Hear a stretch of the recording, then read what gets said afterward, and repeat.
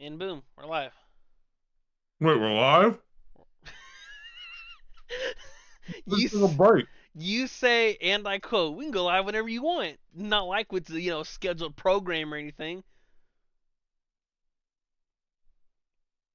Oh, I think we have ran into his issue.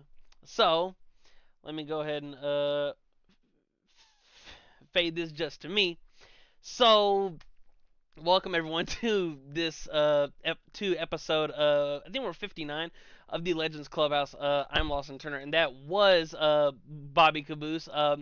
Yesterday he was having some internet issues, so he said if my internet holds up, I'll be right here, and if it doesn't, I guess I'm riding it solo. So we're here to discuss last night's game between the Philadelphia Eagles and the Dallas Cowboys. So Philly won 24-20. Now, this game had a little bit of everything when it comes from, high octane offense in the first half to a defensive masterclass from both teams in the second half. Now, in the opening kickoff, we had a player tear their ACL, and we had the Eagles' best defensive player, Jalen Carter, spit on Dak Prescott and get ejected from the game. Now, the spread for all your betters and stuff, the spread entering at kickoff was Eagles minus 8.5.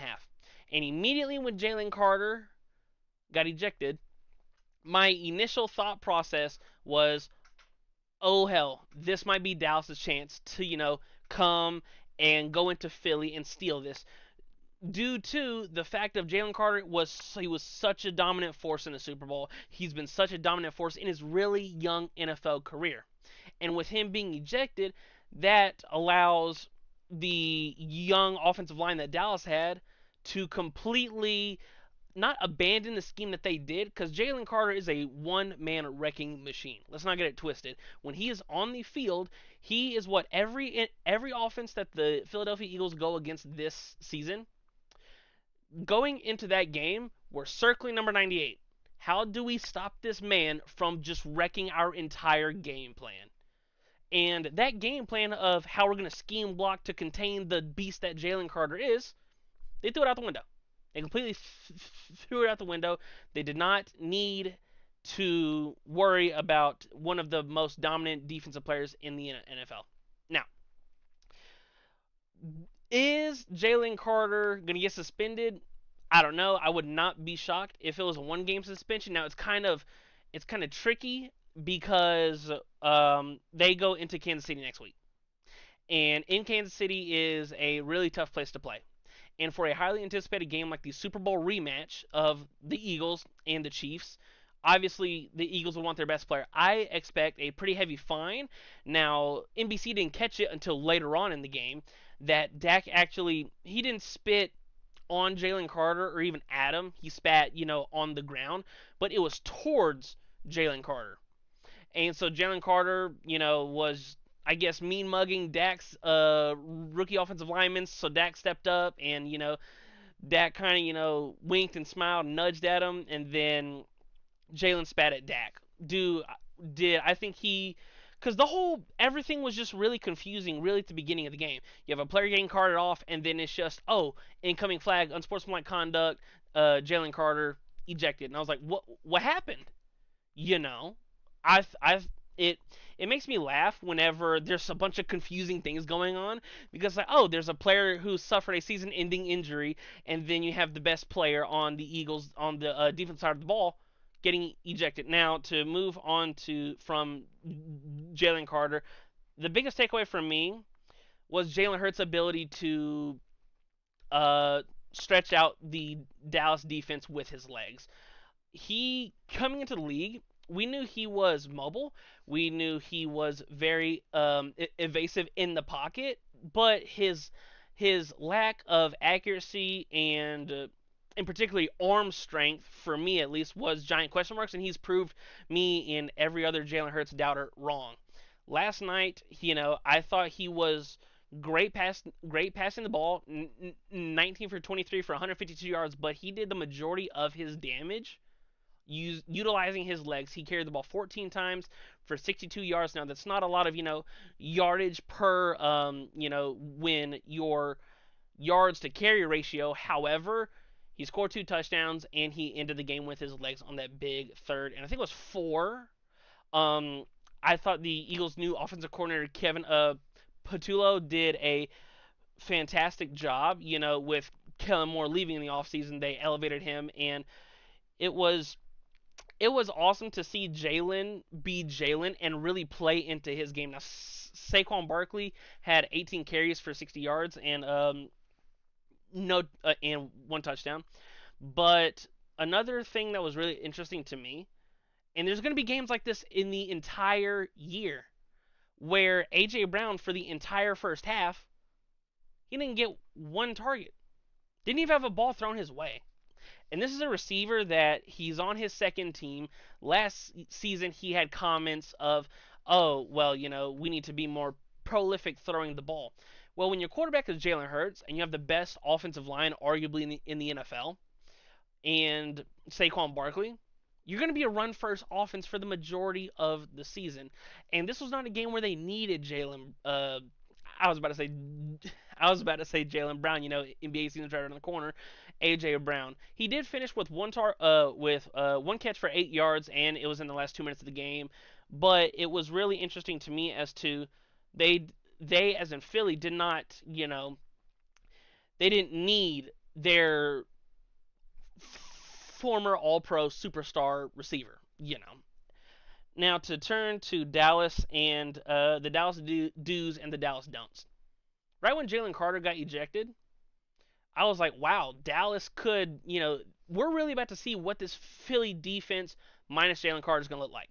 They lost a ton. They lost a ton of snaps from just players that were either traded or left in free agency. And early on, Dallas was gashing the Eagles in the run game, just completely gashing them. It makes me, if I'm an Eagles fan, obviously it doesn't matter how ugly or pretty it looks as long as you come away with the win. Now, I did not expect there to be 0 passing touchdowns this game. You have 2, in quotations, dynamic offenses, or at least skill position wise, that just make me.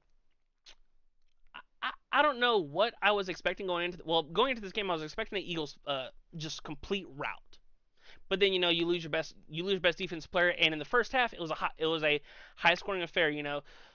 21-20. Dallas and Brandon Aubrey and his killer leg kicked a 50+ yard field goal, cut the lead to 1 entering half. And when I mean this game had everything, it even had an hour-long weather delay with 4:44 left in the third quarter. All the players had to go in the locker room and wait.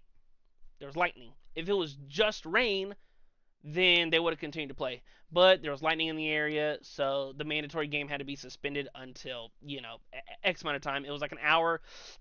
I think it might have been an hour and 15 minutes from the game being suspended to when the game resumed, I should say. But let's just go to another elephant in the room. CeeDee Lamb. Statistically, you had an outstanding game. 7 catches for 110 yards. That's when you go into the game every week. If you're a star receiver, 7 for 111 for 110. That's a hell of a performance. However, you had 4 drops last night. 4. 3 in the fourth quarter. 2 on Dallas's last 4 plays. Dak Prescott and the Dallas Cowboys had 2, not 1, but 2 chances to steal this game. They got the ball back with 3 and change and then punted, and then they need to stop. They force, I think Philly picked up 1 first down, and they get the ball with 2 and change and all 3 timeouts. Plenty of time, right? Absolutely plenty of time. And they're near midfield, And Dak Prescott throws a beautiful pass to CeeDee Lamb, who has his defender beat. Ball right off his hands. For a receiver who is a top 5 receiver in the NFL, that his what would have been third drop of the game is unacceptable. If CeeDee Lamb just catches and doesn't gain another yard, if he just catches, goes to the ground, pick up 39, maybe 40, and you're right outside the red zone. And with just over 2 minutes left, we're sitting pretty. We have all 3 timeouts. We can theoretically pick up a first down, milk it all the way down, and Philly doesn't even get the ball back with enough time to do anything. Except you dropped it. But the game did not end there. You still have 2 more plays. 3 more plays. Until his second, his 4th on the night, but his second drop in the last 4 plays. And I'm not a fan of vertical routes on 4th and 3 from the 50-yard line. I'm not. It's too. Did you get the look you wanted? Absolutely. You put the ball, you throw the ball to your best skill position player on offense and say, go make a play. It was a great route concept. Cooper DeJean in the slot, a little outside wheel route, and CD beat DeJean. Flat out, he beat him. Had him by a step. Dak overthrew the ball just a hair, and CD dove. But for a receiver of CeeDee Lamb's caliber, you gotta make the catch. It's not the most easy. It's not an easy catch by any metric. When you have to dive for a pass, it's very difficult to make those kinds of catches in hostile environment that the Philadelphia fans showed all night long. It was loud and rowdy. But, sometimes it's better to be lucky than good. And if it's really tough when you get the look you want and the results just doesn't, it doesn't fly. As previously mentioned, I am not a fan of these, vertical passes down the field on short yardage. Like, it's 4th and 3, not 4th and 12. Let's get something short, put one of your weapons in motion, and let's just try and pick up the first down. We don't need a touchdown right now. We still have all 3 timeouts. And they failed to convert the 4th down, and then Jalen Hurts, does what he does and picks up the first down with his legs, and the Eagles are 1-0. And Dallas is 0-1. I thought last night was awesome. If I was a Dallas fan, I would genuinely be happy of the performance that my team did. They lost the time of possession battle, 34 minutes and 52 seconds to 25 minutes and 8 seconds. So when you're almost losing the time of possession battle by 10 minutes, they still outgained them, picked up more first downs, and did they outrush them? Absolutely not. However, they still had 119 rushing yards, and you were the less penalized team.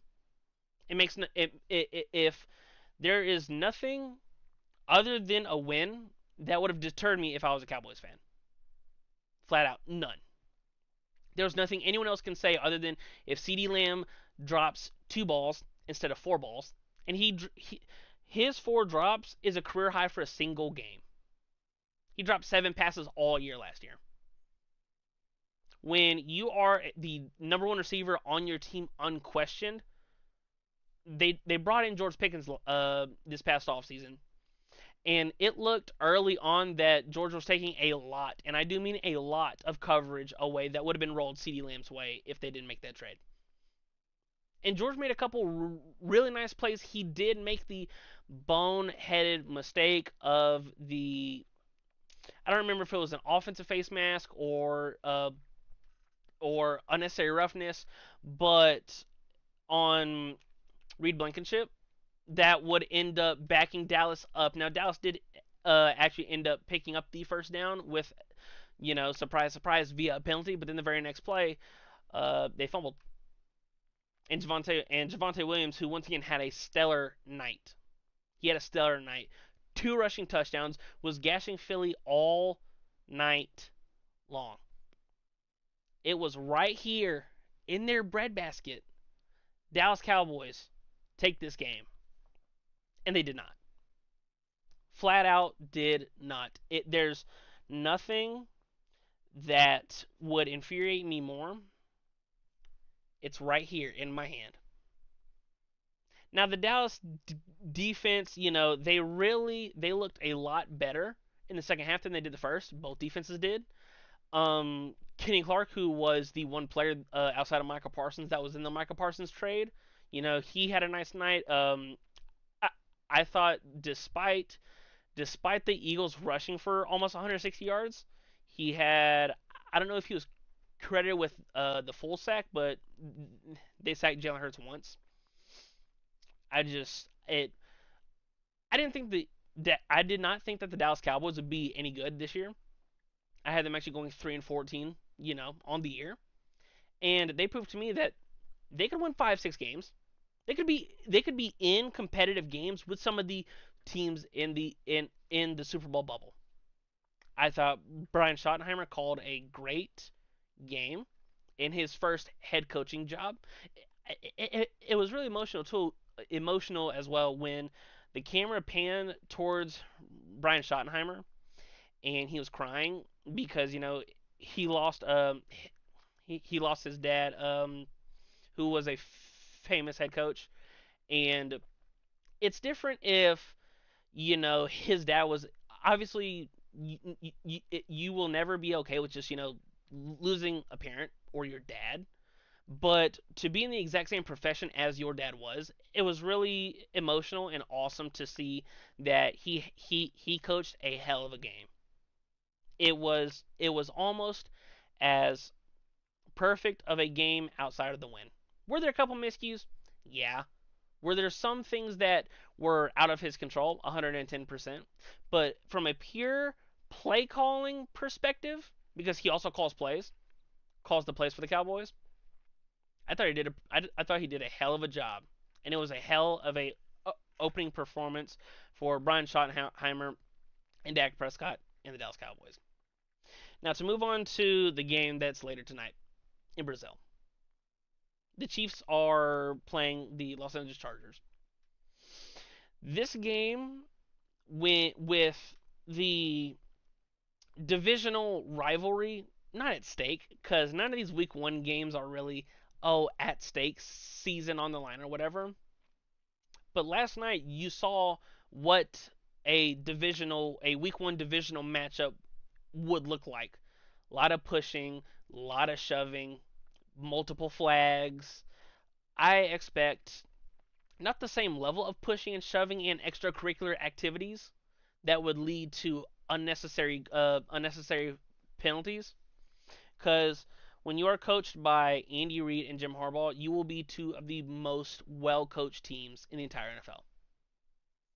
Let's just call it like it is.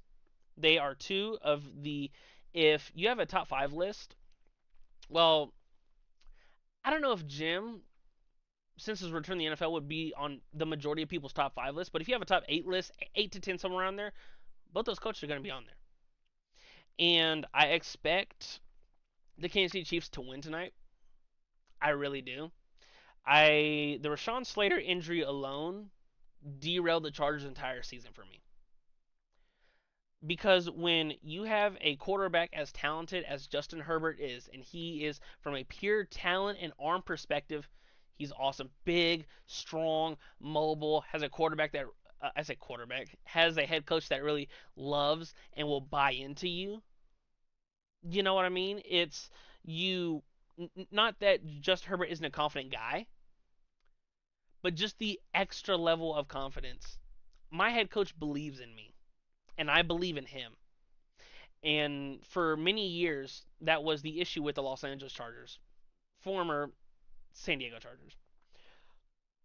It's the fact that when you have a great coach quarterback combo, you're going to be in the majority of your games.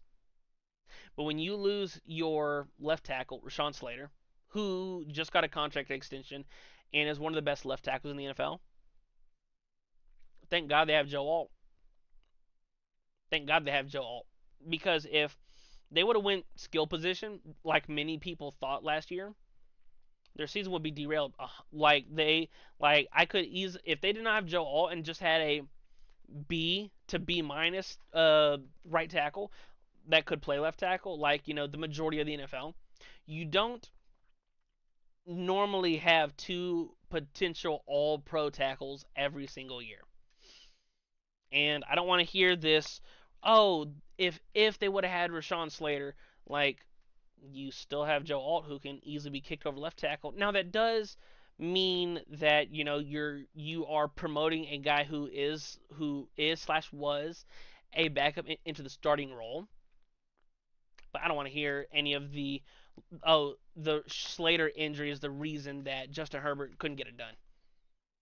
He's been in the league 6 years, 5 years. He's one of the most paid. He's one of the highest paid quarterbacks in the NFL. Your weapons are good enough. They're fine. Ladd McConkey's a superstar. On the verge. They bring back Keenan Allen, who Justin Herbert already had a rapport with. You still have a solid offensive line. It's not as dominant as it would be with Rashawn Slater. They draft Amari Hampton in the first round. Najee Harris, who was questionable entering Week 1 with the firework injury that he suffered on the 4th of July that had his game status up in the air. He's going to play. The only problem is you're going against a modern-day dynasty. That's the only problem. If Patrick Mahomes and the Kansas City Chiefs didn't exist and Andy Reid, the Chargers or the Broncos, not to say, oh, but Lawson, what about the Broncos? I'm not talking about them right now. We can save the Broncos talk for another day. But the Kansas City Chiefs, they are so hot right now. They're sizzling. And I genuinely think that we're about to see a 2018, 2021 Mahomes 2.0. Where he is just firing on all cylinders. Now, the only question mark that I have is the Rashee Rice, suspension. We all knew he was going to get suspended. However, with it being so imminent, you don't have your prototypical number one. Now, you would argue that Travis Kelce's Mahomes number one. However, I'm kind of, having a little, hold on, let me take a sip of Stay Hydrated, H2O. Now, when you have Travis Kelce and their connection is what it is, they've been one of the best 1-2 combos out since Mahomes has been in the league. And that's excluding any wide receiver quarterback combo. When Mahomes has time in the pocket, and as Travis Kelce calls it, it's time to get jiggy and make something out of nothing. Those two, it's almost as if their minds are so in sync. It is the modern day, and I love how they're entering their. Mahomes was drafted in 2018, didn't start till 2019. This is going into their 6th year together, and I was about to call them the modern day Brady Gronk, but their connection. Gronk was more of a physical tight end than Kelce is. Kelce's more sizzled than steak, but he's got a lot of steak with him. And I don't see a scenario in which the better coach team, because I do think Andy Reid, let's not get it twisted. Andy Reid is on the short list of one of, if not the best head coaches of all time. He's been that dominant in this stretch since they've got Mahomes, in my opinion. I think that I think it was Josh Simmons. I think that's his first name, Josh. The right tackle they drafted in the first round. I think that's a steal. If he did not tear up his knee in college, his final year at the Ohio State, he easily would have been the top 2 tackles off the board. Easily. Not a doubt in my mind. But when you suffer a serious injury, your draft stock falls stuff and things of that nature. But weapon-wise, I think Xavier Worthy is poised to have a breakout year. And he was solid as a rookie. Going from, a gadget guy to just continuously over the course of the year being more of a volume guy, and he's going to be needed in the 6 games that Rashee Rice is gone. He's going to be needed. Travis Kelce, for your, entering your age 35 season, you're going to be needed for these first 6 weeks. Isaiah Pacheco, you looked like a bell cow running back. Well, not really bell cow, because when you are in an Andy Reid, when you're in an Andy Reid style offense, there's not a bell cow running back. For the majority, it's been running back by committee, but I think Isaiah Pacheco will take the bulk of the snaps at the running back position for the Kansas City Chiefs, assuming he can stay out healthy. Because I remember he had an awesome rookie year, and then last year he broke his leg. And it is so unfortunate because he just runs mean. He runs like he's mad at the ground. That's how he runs. He doesn't look to avoid contact. He runs to contact. And I haven't even touched on the Chiefs defense yet. One of the more interesting stories over the past week was that Trent McDuffie. I don't know who the hell is Isaiah. Trent McDuffie entered this year without a contract extension, and they're playing, with no guarantees next year. Obviously, if they don't work out a long-term deal, they're going to trade. They're going to put a franchise tag on him. He is excellent. He's one of the best cornerbacks in the NFL. I really believe that. And I think this young defense that has just been, when Mahomes was drafted, it was I have to score 35 points per game just to have a chance to win. And the change from a high-flying offense to a defense-led team has been awesome to see. It reminds me of, not to the same extent, but when my Steelers had the Killer Bees. When it was, Big Ben, Le'Veon Bell, Antonio Brown, and Chris Boswell, we were one of the best offensive teams talent-wise in the NFL. But our defense just stank. It flat out stank. And then when the Killer Bees era ended, this Steelers dominant, going back to being a defensive-led team is great, but then our offense sucks. And I'm not saying the Chiefs' offense sucks, but I'm saying to go from an offensive dominant team to, over the past 2-3 years, a defensive dominant team, it's been awesome to see the transition.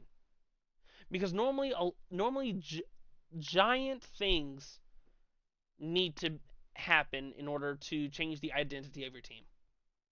Massive.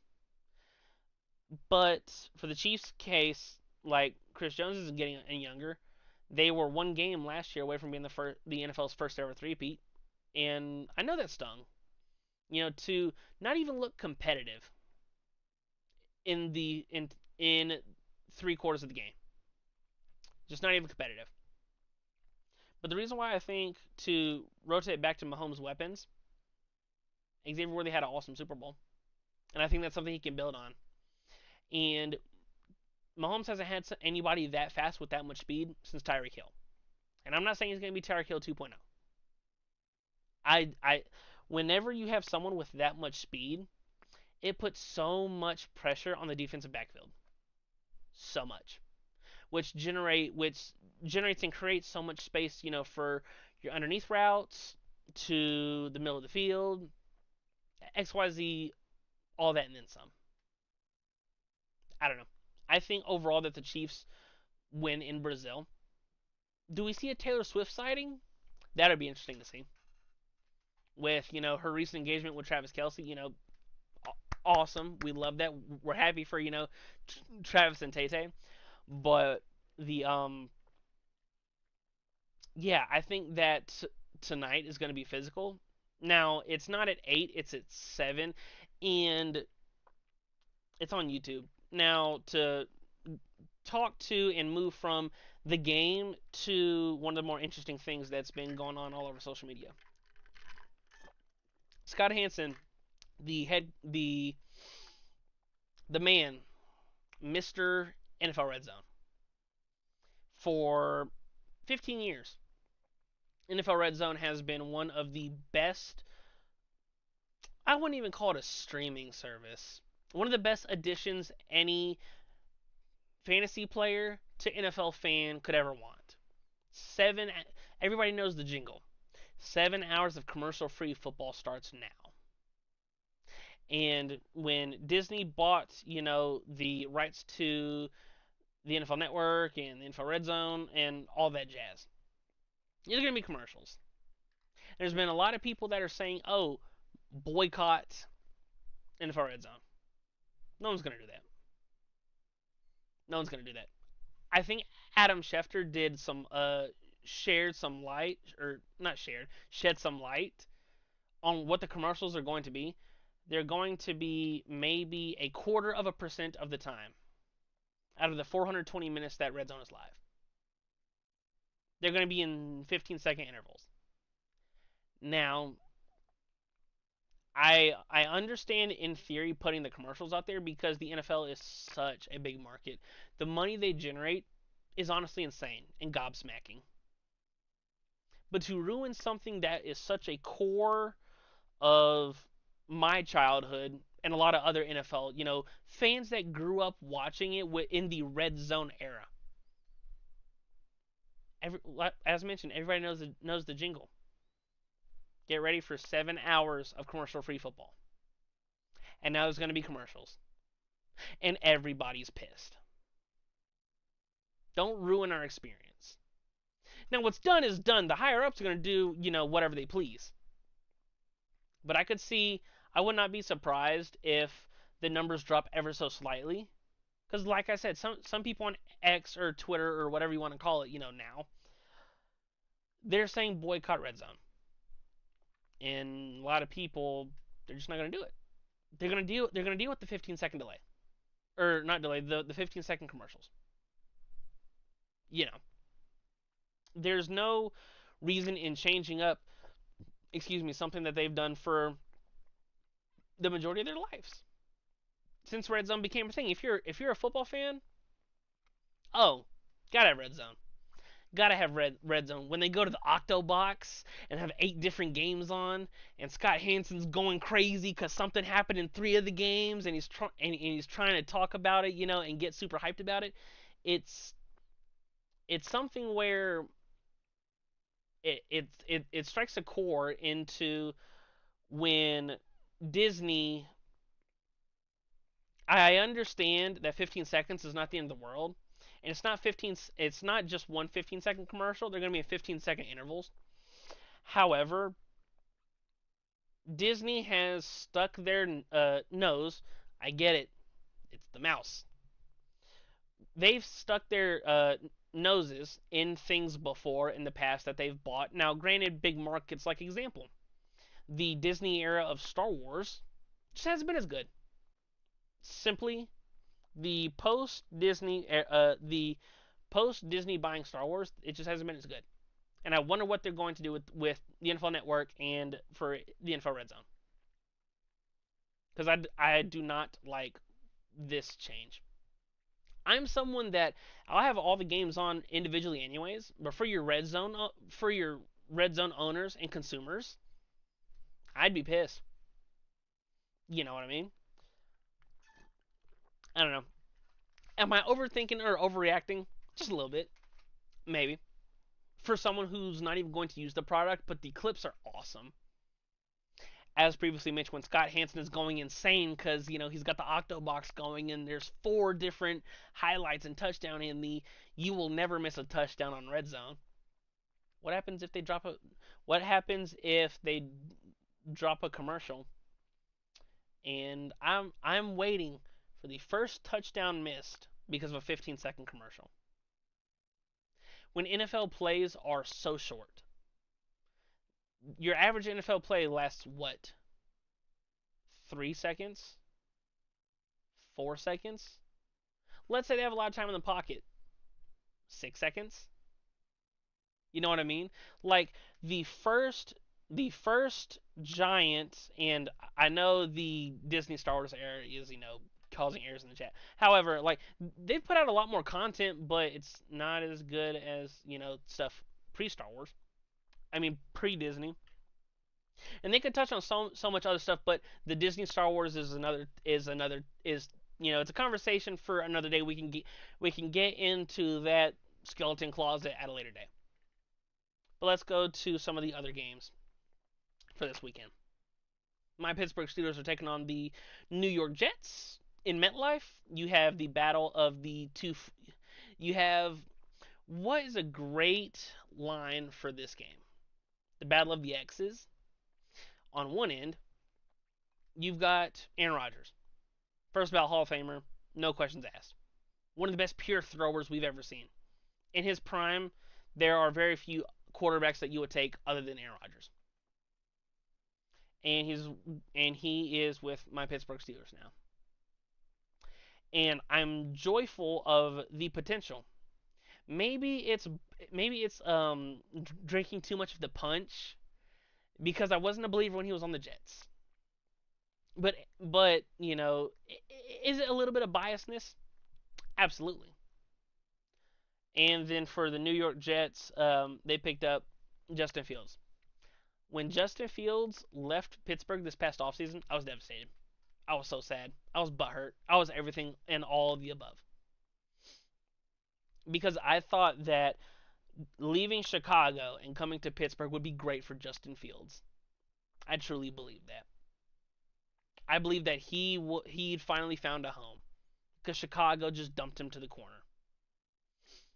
And you can't tell me he's not, from a pure talent perspective, cannon of an arm. Does his running ability, the use of his legs, does he need to read the field better? Yes. But that's stuff that can be developed and worked on.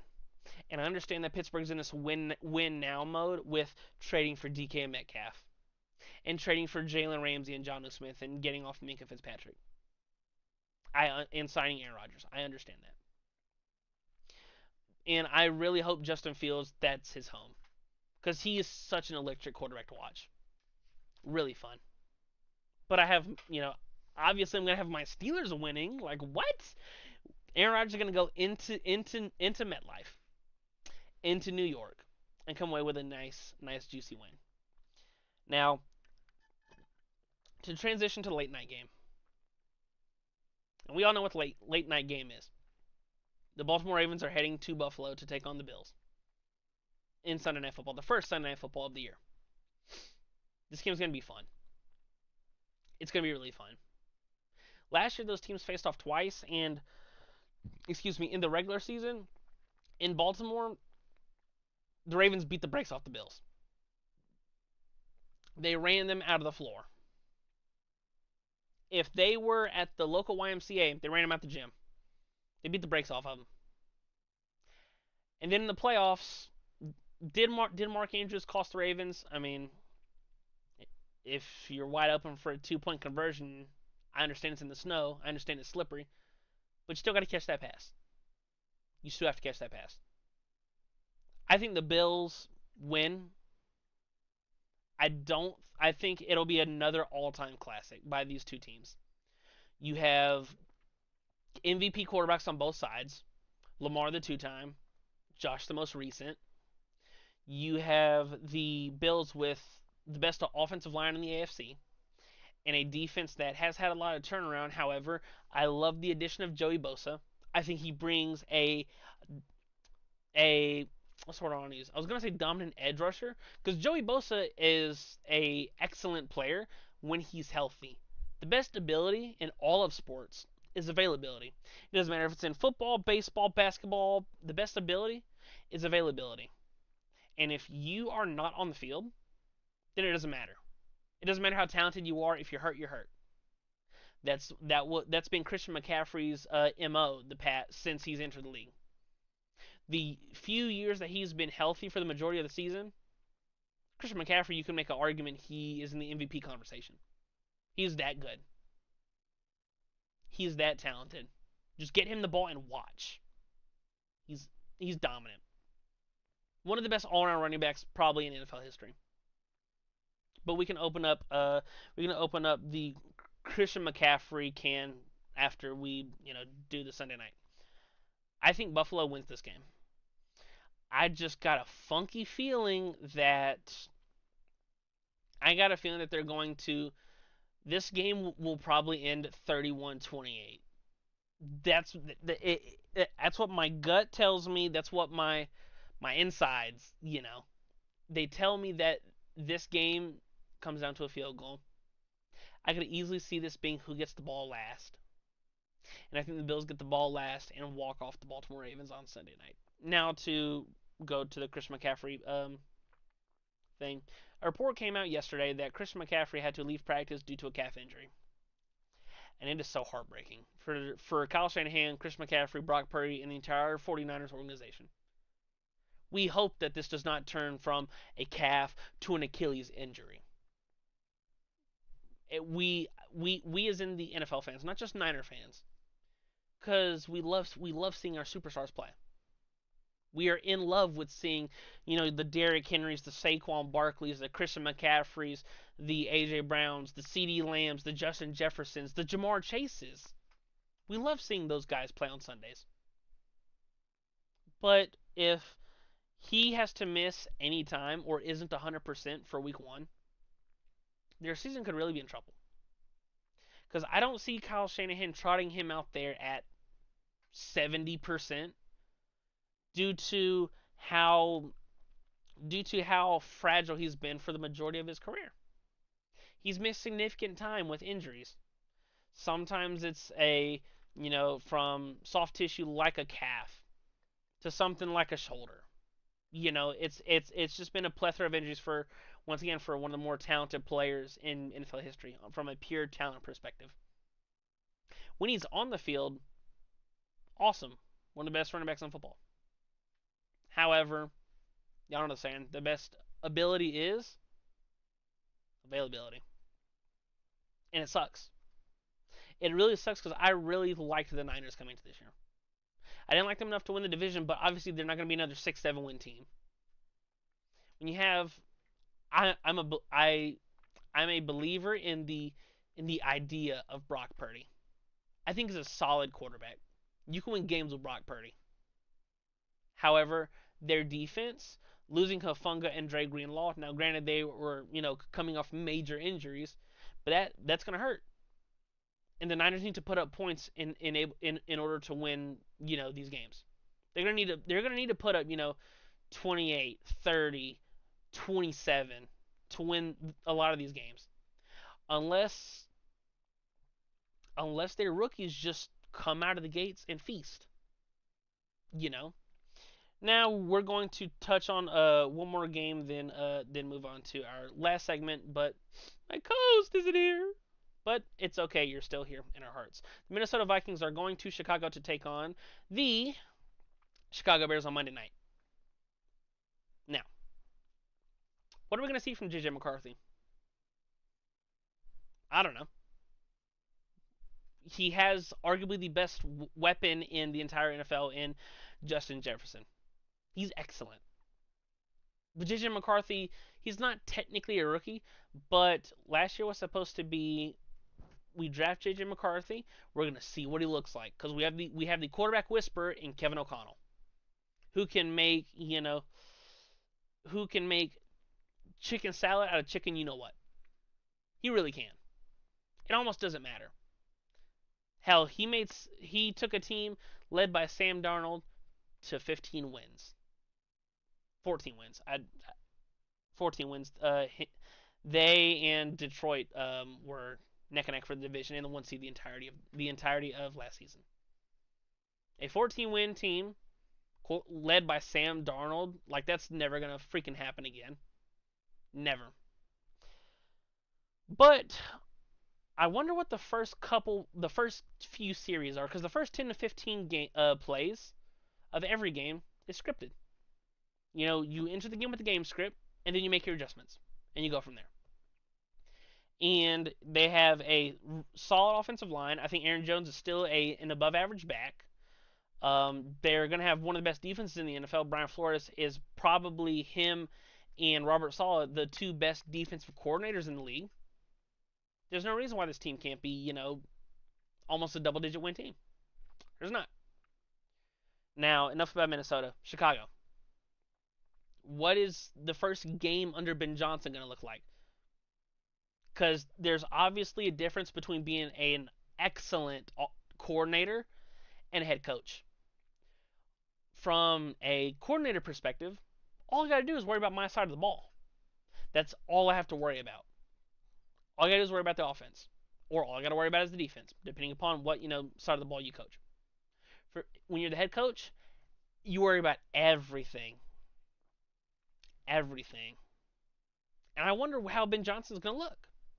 I don't know, because now it's not just you're worried about how's the offense doing. You're worried about the game, you're worried about the clock, you're worried about your timeouts. How do you manage the game? And I think that Minnesota's going to win, and I think they could win pulling away. I'm a believer in Caleb Williams. I think he's an excellent talent. I think he could be one of the next ones in the NFL. Him and Ben Johnson should be a marriage, in heaven, in theory. The only issue for me is, for as talented as he is, and as much as in the public, Ben Johnson said he loves Caleb, and he could be one of the reasons why he went there. He didn't draft him. You're not his guy. But the Bears are talented enough on both sides of the ball to contend with Minnesota. I just think that Minnesota defense, dude. Like, they were dominant last year, and they were one of the big reasons why they won 14 games last year. And I think they could give Caleb some issues. Now, Ben Johnson has had success against Minnesota when he was the offensive coordinator with Detroit. But like I said, it's a lot different when it comes to being a coordinator, and now everything's on you. Ask Robert Saleh about it. He went from defensive coordinator for the Niners, and year in and year out, they were an excellent defensive team. Many years top 5. And then he goes and takes the Jets job. And what happens? It's a shit show. Because you can't just worry about the defense anymore. You have to worry about each and every little thing that happens under your roof. Everything. Someone can't breathe wrong and you not hear about it. Or anything like that. Since we kind of breezed through that, let's go over one more game. Let's look and see what interesting games we have this week. Detroit and Green Bay. I forgot they played in week 1. In Green Bay, too. That's going to be a really interesting game. Because I think Detroit still has, even though they lost, both coordinators, they still have one of the best rosters in the league. Obviously, they're going to take a step back. They're not going to win, 15 games again. But they're going to be a double-digit win team. And the Packers just made, maybe, if it all works out, the move of the offseason in trading for Micah Parsons. Micah Parsons is an excellent player in terms of one way to play. See ball, get ball. I'm not a believer in Jordan Love. I'm not. I think he had a really nice stretch in 2020. What was it, 2022? But other than that, he hasn't shown me much other than he has a good arm. He's mobile enough. Matt LaFleur is a great head coach. But their weapons to me are unproven. Christian Watson, out the entirety of the year, he will be missed. They drafted Matthew Golden, who he is an excellent deep threat who had a fantastic preseason. I thought his footwork was great. I thought he ran. His speed translate. You can draft somebody who had a great 40 time, but they're not game speed fast. Some people are just, they're combine fast. They're 40-yard dash fast. And then you get the ball in their hands, and they look like they're running with center blocks on. He looked the part for me in the preseason. I think he has a chance to be a really good player in year 1. Now, for Micah Parsons and the Packers defense, they were a good defense last year, but a lot of it was feast or famine when it came to turnovers. I don't think they're going to average 3 turnovers a game like they did last year. Last year, they were, 2.8 turnovers per game? Let me double check that. Like, Xavier McKinney, great year. Only problem was, that was his first excellent year. Last year, okay, they ended up dropping down to 4th. It was Minnesota number 1, tied with Pittsburgh. The Bills at 1.8, and the Packers at 1.82 turnovers per game. Do I think that they're going to force 2 turnovers a game again? No, I don't. And without Kenny Clark clogging the middle, you can run right at Micah Parsons, and he will disappear and be invisible. There were countless big games in Dallas, and let's not kid ourselves. We all watched all of them. When the Dallas Cowboys are playing, you watch. They're America's team. They could be 3-14 or 17-0. Haha, they're 17-0 for Dallas. Like, come on now, Lawson. What are you talking about? You're gonna watch. They're one of the biggest marketed teams in the NFL. Probably them in Kansas City. And they've been called America's team for, I don't know, the past 50 years. And Micah Parsons in multiple big games did he even play? Was number 11 even on the field? Did he suit up? Another reason why I just don't believe in the Packers, he had a legitimate injury. He had a back issue. And there are reports that he's going to need epidural injections to play. That just doesn't that does not sound feasible for a 17-game season. It really doesn't. I think the Packers have, from top to bottom, I got a B- roster. It's really top heavy. And I mean very top heavy. If Micah messes up his back to where he has to miss significant time, you gave up 2 first rounds and Kenny Clark for somebody who is, as it currently stands, damaged goods. And you backed up the Brinks trucks for him. You're paying him $47 million a year. Now, I understand that contract technically won't kick in until, next year, next YZ and all that jazz, but you trade for damaged goods, and then you double down by paying him. Jair Alexander, for as much as he was another player who was the best ability as availability, and he missed, a lot of time, they released him. Xavier McKinney's their best, defensive back, and he can only do so much. Adrian Cooper's a good linebacker, but he's still young. Luke Van Ness is a solid pass rusher, still young. They're just a really young team that, for me personally, the jury is still out. The jury's still, talking amongst themselves. Will Green Bay be a serious Super Bowl team?